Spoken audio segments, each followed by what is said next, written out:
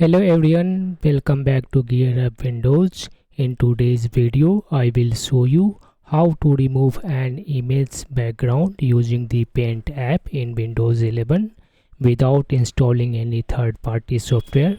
Yes, you heard that right. Windows 11 now includes a built-in background removal feature inside the Paint app, and it works with just one click. So let's get started.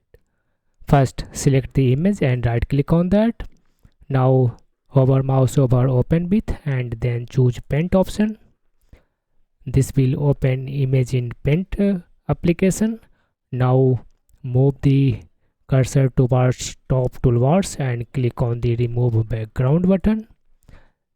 That's it. Within a few seconds, Paint will automatically detect the subject and remove the background using AI. If you found this video helpful, please like and share it, and don't forget to subscribe to GearUpWindows for more Windows 11 tips and tricks. Thanks for watching, and I will see you in the next video.